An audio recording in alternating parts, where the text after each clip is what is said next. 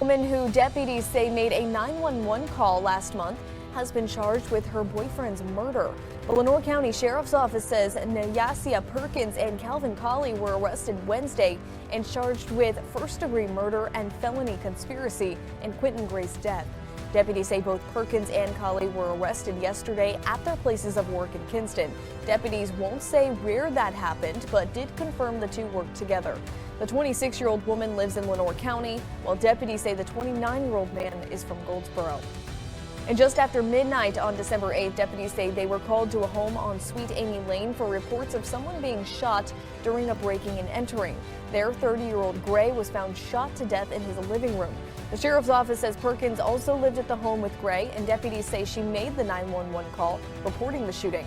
Deputies say there were two small children along with the man's girlfriend in the home when the shooting happened.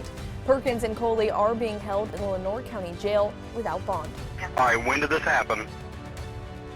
Like 5 minutes ago. All right. And how many is injured? Is it just him? Yes, it's just him. All right. And how many suspects were involved? I don't know, sir. I was there with my bed and I just heard gunshots. All right. Put him under the bed. Where is that suspect at now? Do you know?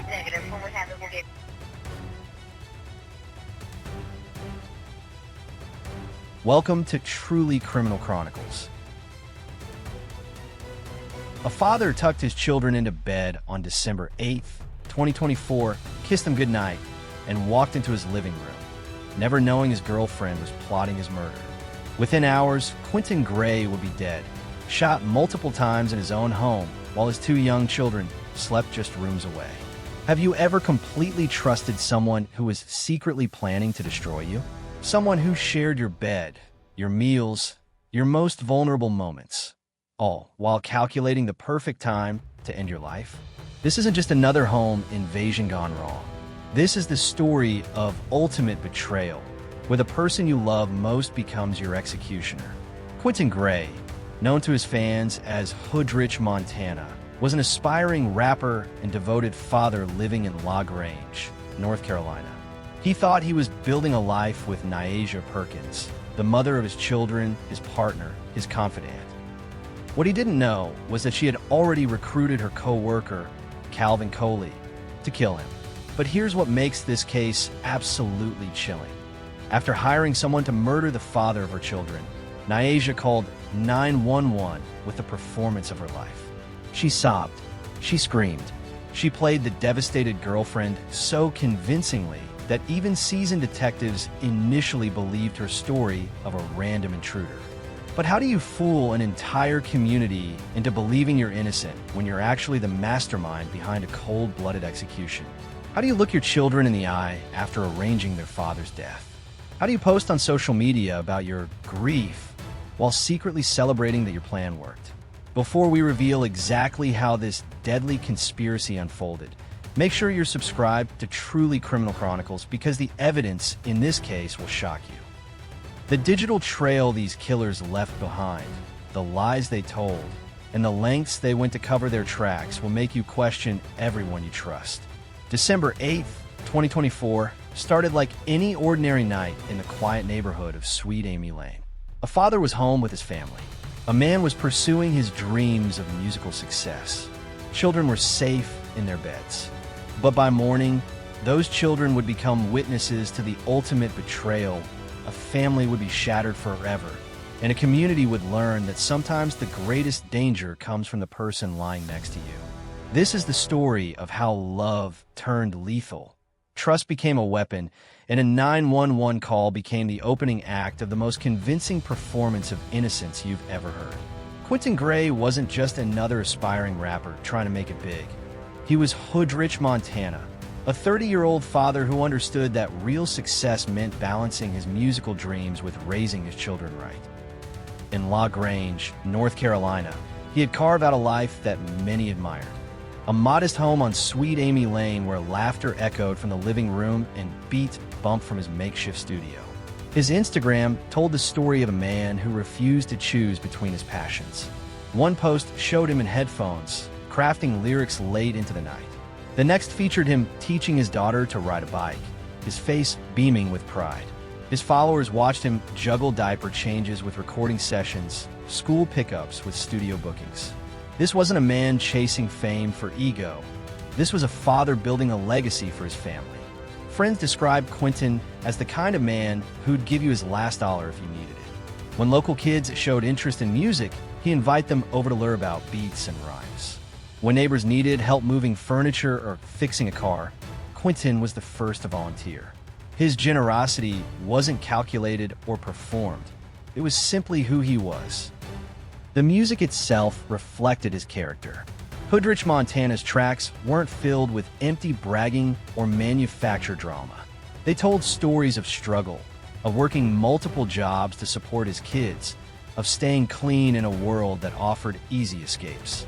His lyrics painted honest portraits of small-town life, of dreams deferred but never abandoned, of love for his children that drove every decision he made. On social media, you could watch his modest following grow month by month. Local venues started booking him for small shows. Other artists reached out for collaborations. The phone calls were coming more frequently. Producers wanted to hear his work, venues asking about availability. Success was no longer a distant fantasy. It was knocking on his door. His home on Sweet Amy Lane reflected this balance between dream and reality. The living room doubled as a recording space, with professional equipment carefully arranged around family photos and children's toys. Visitors remember the warmth of the place, how Quinton could seamlessly shift from discussing a new track to helping his kids with homework, from planning his next performance to preparing dinner for his family. What made Quinton's story so compelling was his unwavering commitment to doing things the right way. No shortcuts, no compromises that would endanger his family's stability. He was building something meaningful, brick by brick, beat by beat. Success was finally within reach. Radio stations were playing his music. Fans were sharing his songs. The dreams he'd carried for years were becoming reality. But while Quinton focused on building his future, death was planning his end, and it was living under his own roof. While Quinton Gray was building his dreams, Nyasia Perkins was building a lie. At 26, she appeared to be everything a man could want in a partner: supportive, loving, dedicated to their children. Her social media painted the perfect family portrait. Cozy dinners together, romantic date nights, proud moments watching Quinton perform. To the outside world, they were relationship goals. But perfection on Instagram often masks poison in real life. Nyasia's online presence was a carefully curated theater. Every loving post about Quinton was calculated, every family photo strategically staged. While she smiled for the camera, she was already planning his death. The woman who publicly celebrated his musical success was privately resenting his growing independence. The mother who posted about family first was secretly communicating with another man about murder. Enter Calvin Coley, a 29-year-old co-worker from Kinston who became the weapon Nyasia needed to destroy the life she pretended to love. Coley wasn't just a casual acquaintance. He was Nyasia's accomplice, willing to kill a man he barely knew for reasons that would later shock investigators. Their workplace relationship had evolved into something far more dangerous than office romance. While Nyasia maintained her loving girlfriend facade at home, she was building a different kind of partnership with Calvin. Phone records would later reveal the chilling truth. Hours of conversations, coordinated planning, and a shared commitment to ending Quinton's life. The warning signs were there, hidden in plain sight for anyone who knew how to read them. Nyasia's social media posts became increasingly strange in the weeks leading up to the murder. Cryptic messages about new beginnings and removing toxic people appeared alongside her usual family content. Friends later recalled odd conversations where she seemed detached, calculating, almost cold when discussing her relationship with Quinton. Her behavior at home grew equally disturbing. Quinton's friends noticed she'd become distant during his performances, checking her phone constantly instead of supporting his shows. She started questioning his every move, where he was going, who he was meeting when he'd be home. What looked like jealousy was actually intelligence gathering for murder. The conspiracy was forming right under Quinton's nose. While he focused on studio sessions and booking gigs, Nyasia and Calvin were finalizing their deadly plan. They discussed timing, methods, and most importantly, how to make it look like a random crime. Every detail was considered, every potential outcome was calculated. Most chilling of all, Nyasia had already decided how she would react when Quinton died. She practiced her grief, rehearsed her shock, prepared for the performance of her lifetime. The 911 call that would come on December 8th wasn't spontaneous horror. It was a carefully scripted act she'd mentally performed dozens of times.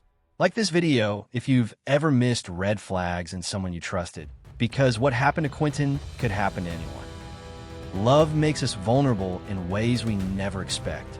The tragedy of Quinton Gray isn't just that he was murdered. It's that he was murdered by someone he trusted completely.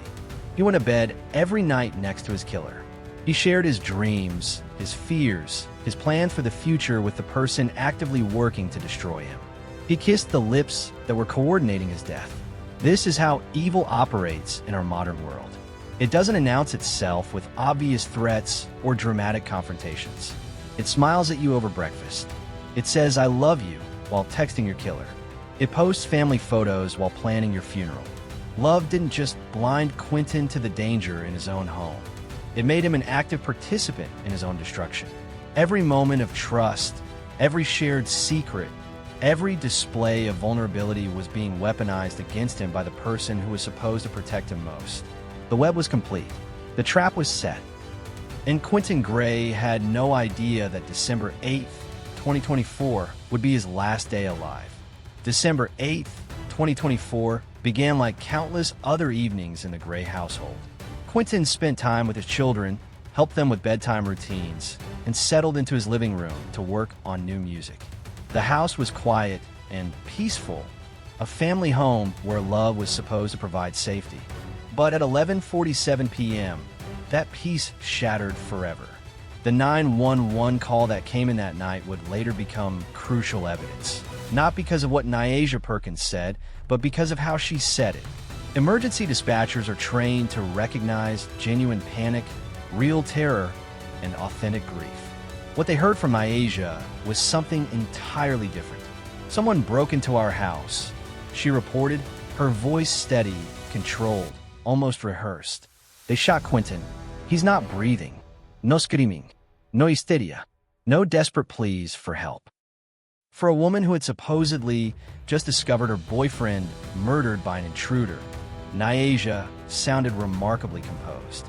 She answered questions with clinical precision, provided details without emotional breakdown, and maintained a tone that would later strike investigators as disturbingly calm. When police arrived at the Sweet Amy Lane residence, they found Quinton Gray's body in the living room, multiple gunshot wounds ending the life of a man who had been planning his next recording session just hours earlier. But even before the crime scene team arrived, something felt wrong. The front door was locked. No broken windows. No damaged door frames.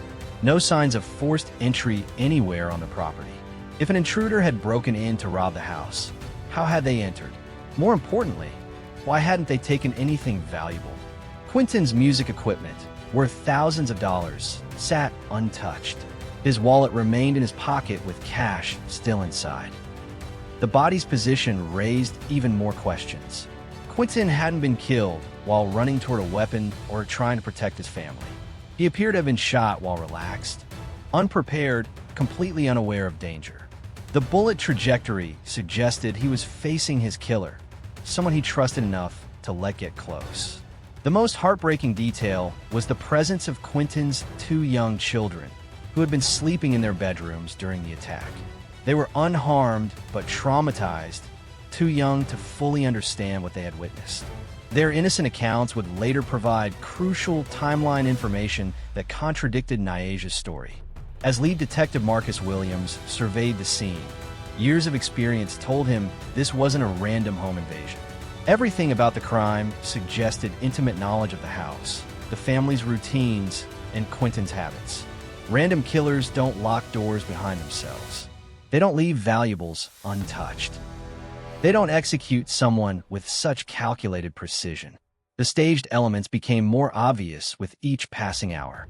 Drawers had been partially opened to suggest searching, but nothing was missing. A window had been unlocked from the inside to create a possible entry point, but there were no footprints in the soil beneath it. Most telling of all, Nyaja's own bedroom showed no signs of disturbance. Unusual for a woman who claimed to have been awakened by gunshots. By dawn, investigators knew they weren't hunting a stranger.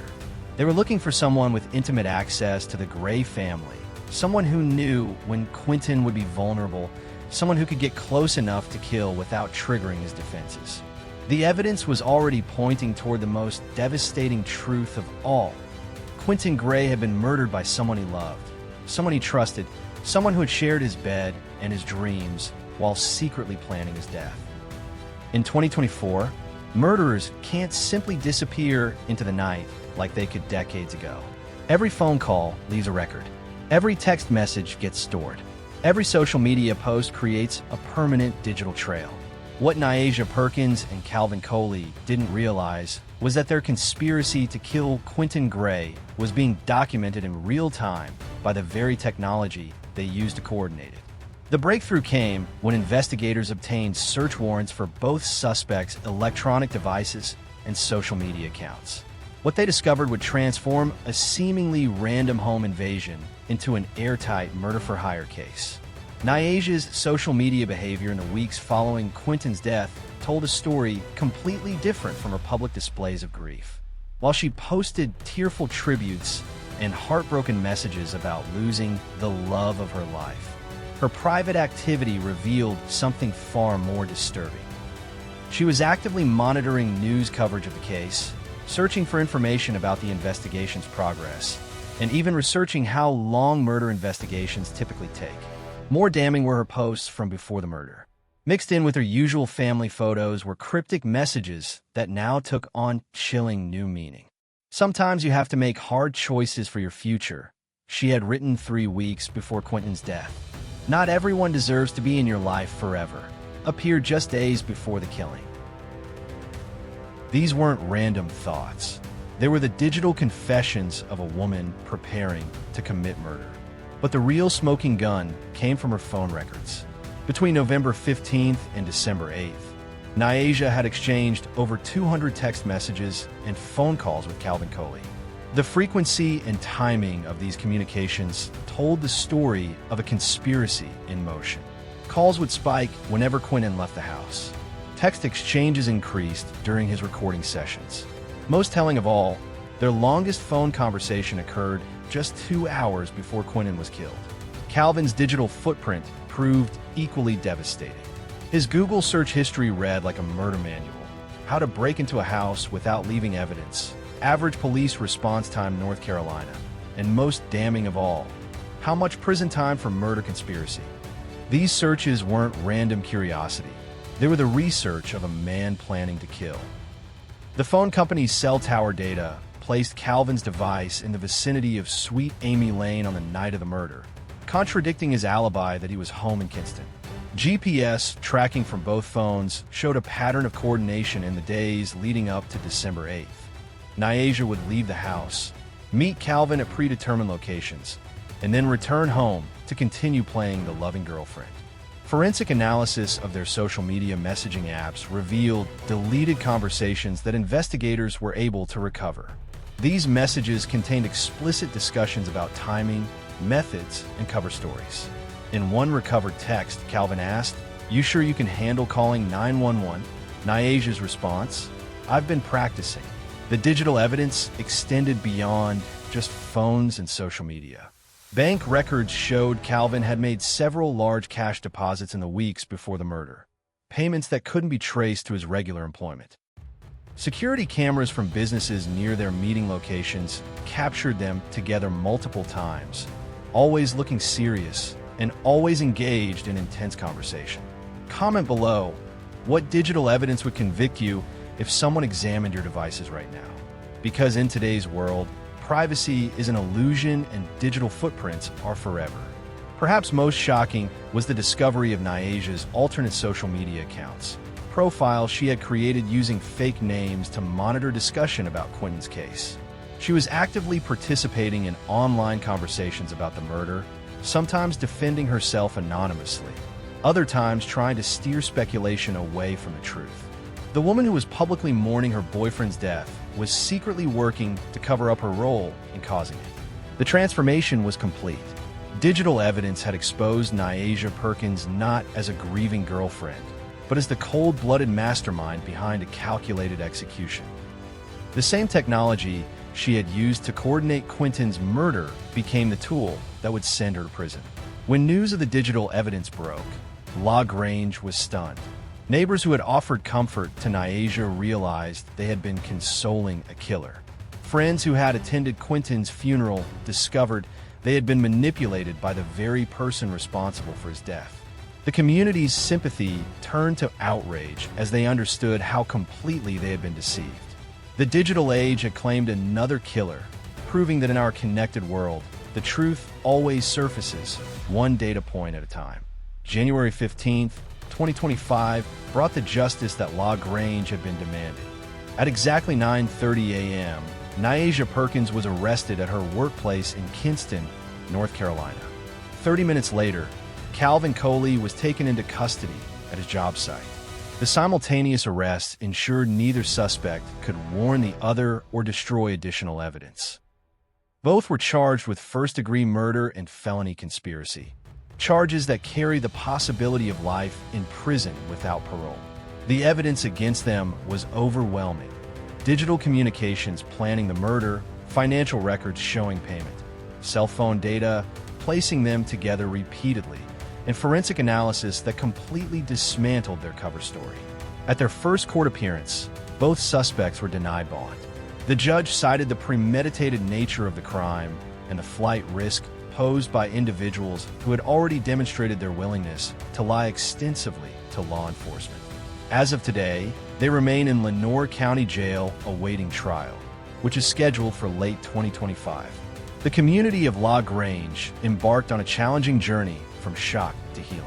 Many residents had offered comfort to Nyasia after Quinton's death, bringing meals, watching her children, and providing emotional support to someone they believed was a grieving victim. Learning they had been manipulated by the actual killer created a secondary trauma that rippled through the entire neighborhood. But this tragedy also taught critical life lessons that could protect other families from similar betrayal. The warning signs were there, they just weren't recognized until it was too late. Manipulation in relationships often disguises itself as love and concern. When someone constantly questions your whereabouts, monitors your activities, or tries to isolate you from friends and family, these aren't signs of devotion. They're red flags of control. Quinton's friends later recalled how Nyasia had gradually become more possessive, more intrusive, more demanding of his time and attention. Perhaps the most chilling lesson is how killers hide behind familiar faces. We expect danger to announce itself, to look threatening, to feel wrong from the beginning. But evil often wears the mask of intimacy. It shares your bed, knows your routines, and exploits your trust to destroy you. The people closest to us have the greatest power to harm us because we give them access to our most vulnerable moments. Community vigilance played a crucial role in solving this case. Neighbors who reported unusual activity, friends who noted changes in behavior, and family members who preserved evidence all contributed to bringing justice for Quinton. When we look out for each other, when we trust our instincts about strange behavior, when we speak up about concerning patterns, we create a network of protection that makes it harder for predators to succeed. Quinton Gray's legacy extends far beyond his music or his role as a father. His story has become a powerful tool for education and prevention. Domestic violence organizations now use his case to illustrate how intimate partner violence can escalate to murder. Community groups discuss the warning signs that everyone missed. Schools teach students about recognizing manipulation in relationships. His children, now being raised by loving family members, will grow up knowing their father died, pursuing his dreams, and protecting others through his story. Support groups have rallied around them, ensuring they receive counseling, educational support, and the love they need to heal from this trauma. Share this story with everyone you know, because recognizing these warning signs could save someone's life. The patterns that led to Quinton's death are playing out in relationships across the country right now. Someone you know might be living with their future killer, missing the same red flags that Quinton missed. LaGrange has committed itself to ensuring this tragedy leads to meaningful change. The community has established a foundation in Quinton's name that provides resources for domestic violence victims and education about relationship warning signs. Local law enforcement now conducts regular training on digital evidence collection and the investigation of staged crime scenes. As the legal process continues, the community watches and waits for justice. But they're not waiting passively. They're actively working to ensure that Quinton Gray's death serves a purpose beyond revenge. They're turning tragedy into protection, loss into learning, and grief into a shield for future victims. Justice for Quinton means more than convicting his killers. It means preventing the next betrayal, recognizing the next conspiracy, and saving the next dreamer from being destroyed by someone they trust.